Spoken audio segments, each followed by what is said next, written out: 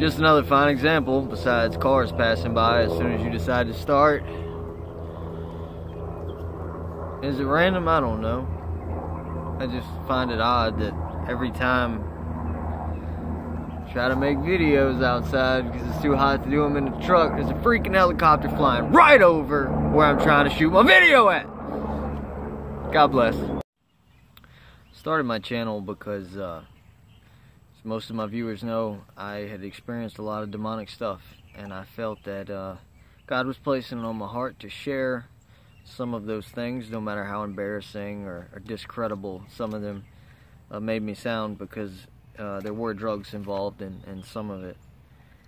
But it's a message of deliverance. That maybe that's what it took for God to show me the other side, what else was out there. I pretty much covered my deliverance from evil extensively. But today I'd like to speak specifically to those that don't believe that the Bible has changed at all, that get absolutely defensive whenever someone brings it up. See, there's a large community of us that are now here on YouTube because that's the only place that we haven't been ostracized from, though many attempts have been made. And we all see the changes. There are thousands of us that recognize this. This video isn't for me to sit there and tell people that they're wrong, though I know that the Bible was different. But to focus on the amount of negativity that's brought up in this. Skiba, who is a very well-known researcher into the Bible, remembers it, Isaiah 11:6 as the wolf and the lamb. And though I agree with him on many things, though I've learned so much from his ministry, I disagree on that. However, the reason I bring him up was because in one of his discussions, you know, he doesn't argue with people that remember it differently. He doesn't say, you're blaspheming the Bible, what you're doing is going to send your soul to hell. I don't know how this thing works and why some of us remember it differently than others do. There's all kinds of theories out there, and you can get into that if you'd like to, as to why. I really don't care why, other than that it is happening and it is affecting a lot of us. But there's people that will jump in these rooms. Some of it, I believe, is demonic manifestations, because when it's prayed against, they disappear. They completely jump off of the live chats, and they have no ground to stand on anymore. Once in Jesus' name it's prayed over. But others, I think, are misled and they're angry about something. There's been many people that come into groups and they talk to us and they have questions, and a lot of times they're angry at God for things that were in their life. I suffered this, and it was in that anger and in that amount of hatred that I had for God that He really showed me what was what, and that I wasn't really mad at Him, that it was the demonic realm deceiving me to believe that. And so I pray that those people will find truth, will find the real answers that they're looking for, and not what they think that they're looking for. But there's many people that are telling us that we're horrible and what we're doing is absolutely blasphemous. But I want to give a bit of a history lesson. See, I was raised Catholic since I was a little boy.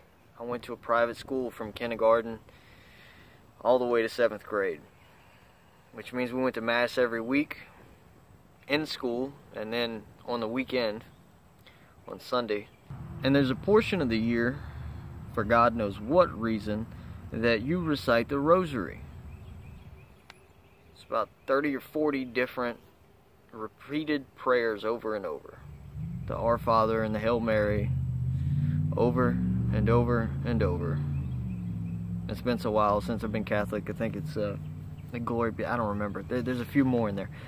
My point is that in the book of Matthew, Luke, or 1 John, you will no longer find where in the Our Father that it says, forgive us our sins as we forgive those who trespass against us. It's forgive us our debtors. That's completely changed. And it's changed in Bibles that I've had for years. Now, am I and thousands of other people remembering that wrong? I bring that up because I recited that prayer over and over and over for years throughout my youth, because I was told that's what we were supposed to do. That's what our religion did. And it always went, Our Father who art in heaven, hallowed be thy name. Thy kingdom come, thy will be done on earth as it is in heaven.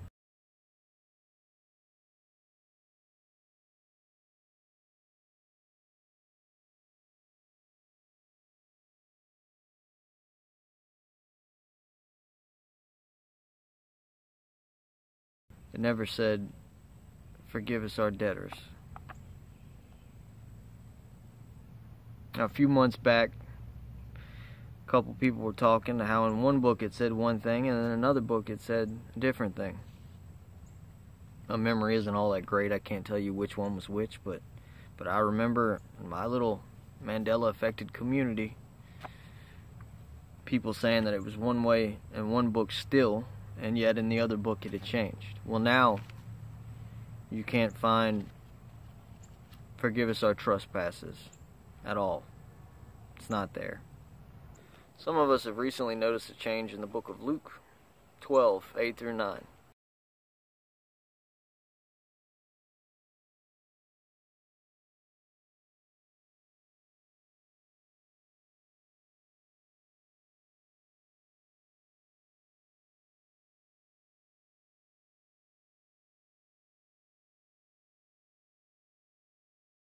And I have to be honest with you, because in the book of Matthew 10:33, it still does say that I will deny him before the Father.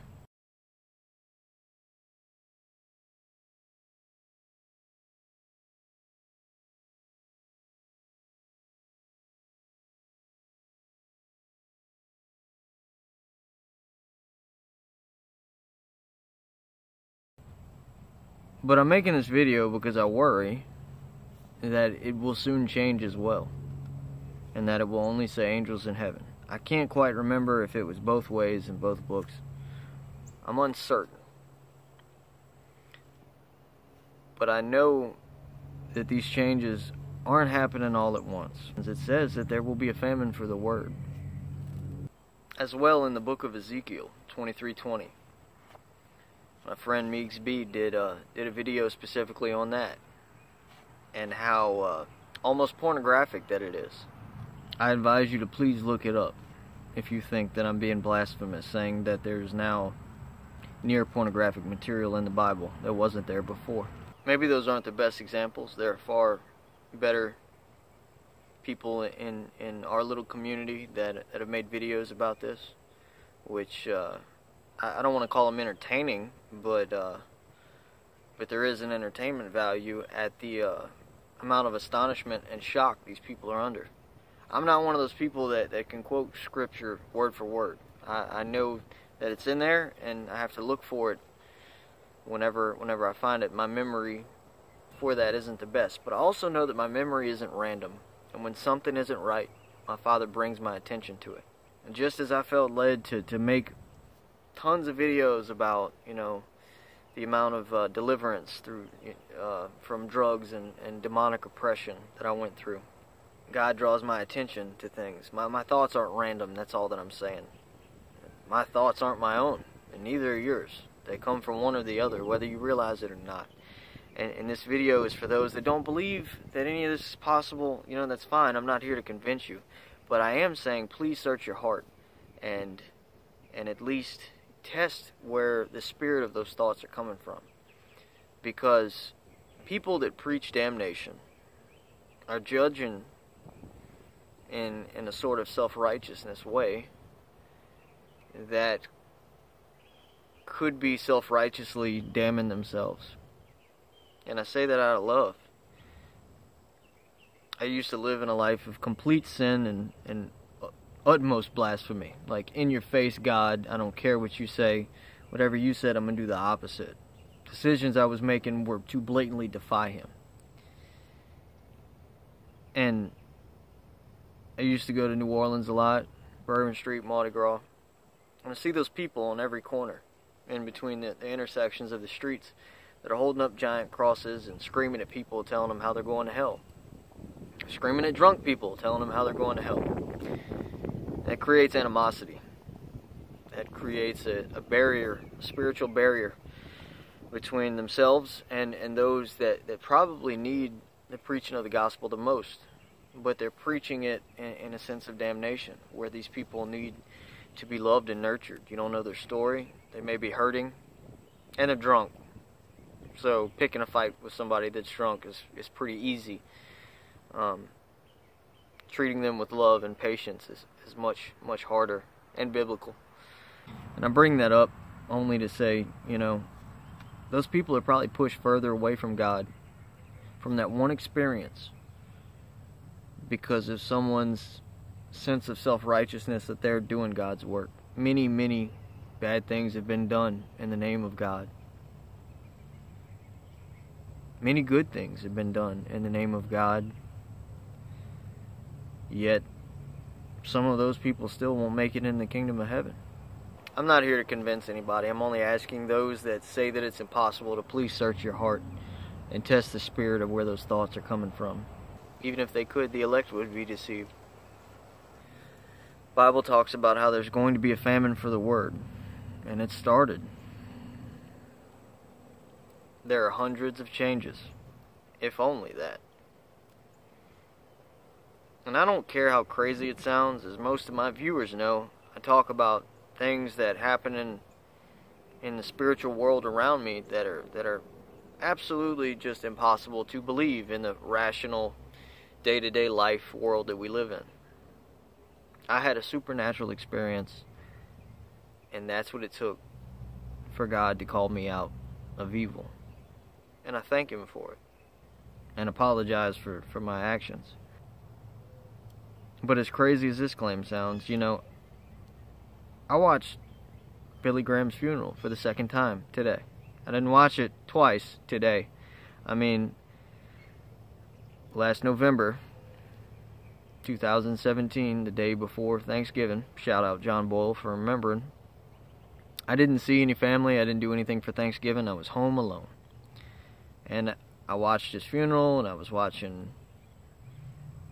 other people in the sort of truth movement, if you want to call it that, talk about how Billy Graham had just passed away. And I remember specific things about his funeral.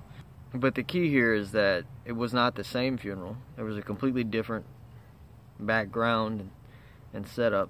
And I know that I saw it because I remember it. There's a young lady by the name of Latina for Christ that found a book by Joel Osteen. Keyword is Olsteen with an L. Because here, that's not how you spell his name. And it was called The Apocalypse, something like that. I'll try and leave a link. But I remember, it was either KJ Osborne or Mike from On Point Preparedness talking about it in one of their videos. I haven't looked for it, I haven't tried to find it, but I know that I saw it. Could I convince anyone? No, because if you need convincing, you're never going to believe me anyway. I know that I'm not mentally ill. And even though that I just said my memory isn't that great with Bible scriptures, you know, again, God draws my attention to things, and my memories come from Him. It's not as if they're being created or made up. It's that I'm an empty vessel. And sure, I have memories from childhood, memories from certain times and day-to-day life, but there are certain things that my attention is brought back to at a specific moment when God says, hey, you remember that? And I'm like, wow, and the details of it. But the other important thing here is that that's just one front, you know. People can get distracted with what shape the earth is. People can get distracted with, is the Mandela effect real? Is the Mandela effect possible? How is it possible? How are they doing it? And they get stuck in this rabbit hole of what it is, or how it's done, or just a multitude of things. And that's just one front. Many viewers that follow me know that I had experienced something in the demonic realm some would consider target individual. That's just the phrase that people use. Here's the thing. I was living my life for self. I was engaging in all kinds of practices that I would consider demonic. It wasn't devil worship or anything like that, but I was just living for self. I was a selfish human being doing whatever I wanted to do, and it produced demonic elements in my life. I don't know how else to say it. And things got darker very quickly. But because I wasn't seeking God, I wasn't asking Him for help, and they kept getting darker. And it got so dark that literally demonic manifestations started to happen. And there's plenty of this out there on the internet if you'd like to see it. And maybe going through all that is what it took for me to seek the kingdom always. And maybe that's whenever, you know, my memory and my attention to certain things was restored. I don't know. I don't know why, I don't know how, and I don't really care, because my Father gives me the answers that I need to walk through life daily. The most disturbing thing that many of us have found, especially those that have been ostracized and just gotten very, very strange remarks from people, including having a conversation with someone on Isaiah 11:6, them quoting it to the T the way that it was, and then the very next time I tried to have a conversation with them about it, they couldn't recall the conversation at all. They said, I never said, they didn't even not recall it, they denied ever quoting it the way that it originally was. So that tells me something's going on. Now it says, judge not lest you be judged. And, you know, I sat there for a little while trying to think, you know, is this something, is this the spirit of that person? You know, and I don't know. So all I can do is pray for them and hope that one day they will see it. But these are people in my family. These are people that I love. And the reactions that I get when I say, you know, the meaningless Mandela effects. Ricky Ricardo never said, Lucy, you got some splaining to do. Or Nick at Night used to have a K, just like McDonald's had an A whenever I was a little boy. I was a little boy, and they dropped it. And I thought the same with Nick at Night, or Nickelodeon, and McDonald's, that they were just getting more hip. They were redoing their logo. You know, who cares about that? The important thing is that there are things changing, and it's retroactively changing history, because now Ricky Ricardo never said that. Nick at Night never had a K, and McDonald's never had an A. It always was just MC. None of this ever happened. And these people's unwillingness to even consider or look it up, it's like there's a barrier there. And I worry for those that actually spend their time and invest energy and emotions, because a lot of them are angry, and making videos about those that see the effect, or they're allowing spirits to help them destroy themselves. We battle not against flesh and blood, but against principalities, the rulers of darkness. And it's taken a few thousand years, but the rulers of darkness have finally wised up to not fight the battle up front. Now, why I experienced that demonic stuff when I was living that way, I don't know. Again, I can only say that's what it took for God to bring me back to Him. But for the majority, they're creating a thought process amongst the masses and allowing them to destroy themselves. They're allowing them to deny truth because they've been taught to think and process information a certain way. If you've thought one way your entire life, and we're always taught that something was either impossible, that you couldn't do it, or that it was wrong, then unless you had some profound revelation, you'd have no reason to think otherwise.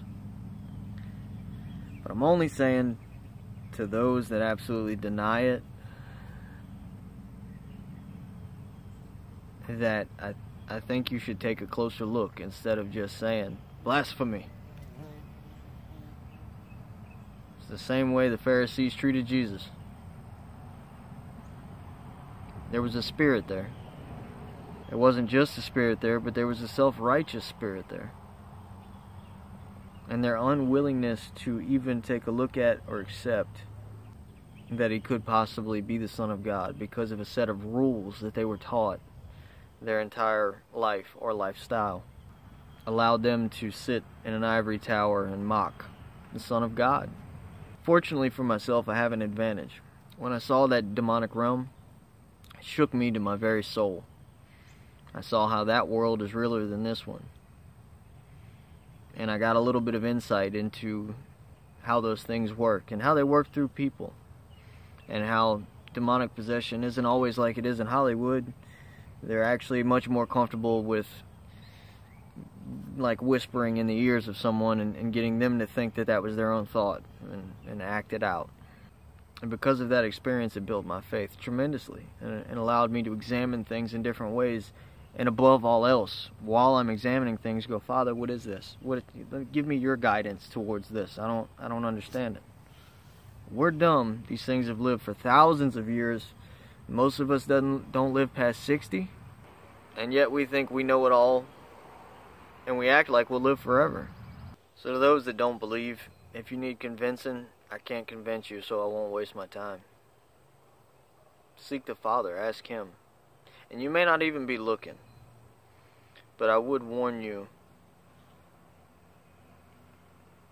to at least spend some time with God about it, you know. Because reality as we know it is completely changing. Not only in our Bible, which is important and dear to my heart, but in geography, in history, minor changes. I won't get into all that. But whatever this thing is really happening. And there are things changing that are making the world as we once knew it no more. As a matter of fact, it is no more. The way that the world used to be doesn't exist and never did. And now we're made to look crazy. And that's fine if people want to say that, because they call Jesus crazy too. Anyway, whether you believe me or not, I pray that no matter the course that you find the truth. That God reveals it to you in whatever way He needs to. Because as frustrating as it is for us that see it, it's not for us to know why you don't see it yet. However, we're not liars. We are God-fearing people. We love Jesus. And we're being mocked and scorned by those that just say, that's impossible, that can't happen, you're a heretic. And we're not. We're trying to figure this thing out ourselves.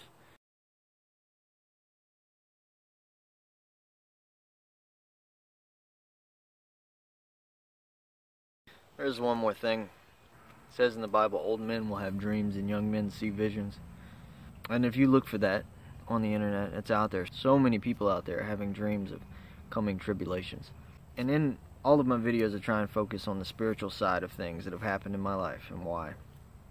And I keep having these demonic dreams. It's as if all the other stuff didn't work. So the only way that they can attack me is when I'm asleep, when I don't realize that I'm in a dream. And I would just ask those that are followers of Yeshua, Jesus, that they pray for me. Because they're just absolutely demonic. And I'm bringing that other part up to say, you know, the devil has always tried to copy the Father. He's always tried to pervert what God has meant for good. You know, this Mandela effect thing, there are things in there that are absolutely demonic, that are blasphemous, that are making fun of God or His people in every which way. The verse about two men, you know, being in a field, one will be taken and one will be left.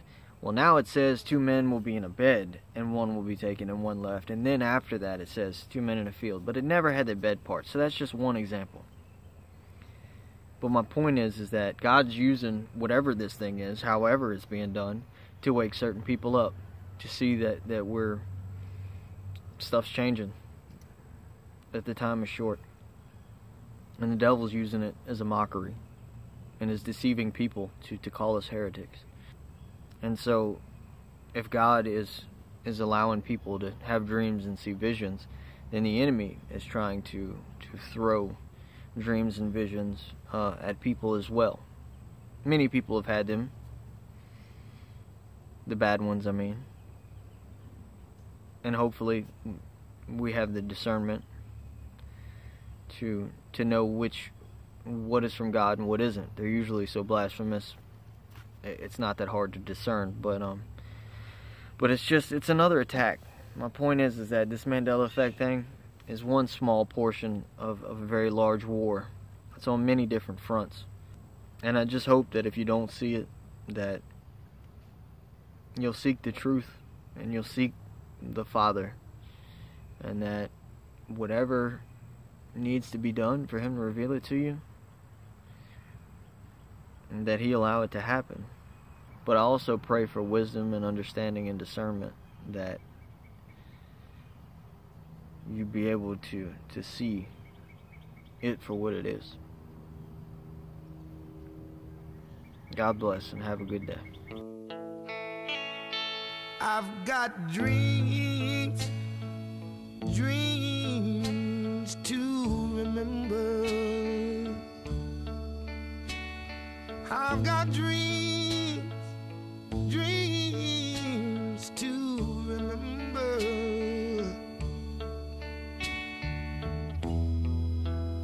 Honey, I saw you there last night. Another man's arms holding you tight. Nobody knows what I feel inside. All I know, I walked away and cried. I've got dreams to remember. Listen to me. I've got dreams. Rough dreams. Dreams to remember.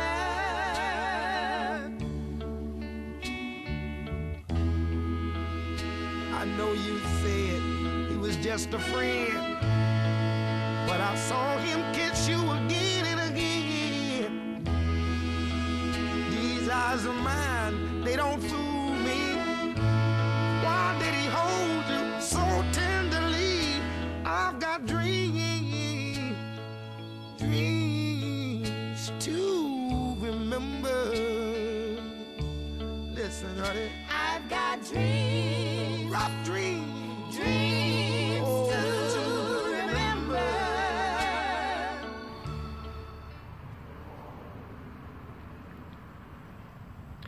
But I also pray for wisdom and understanding and discernment.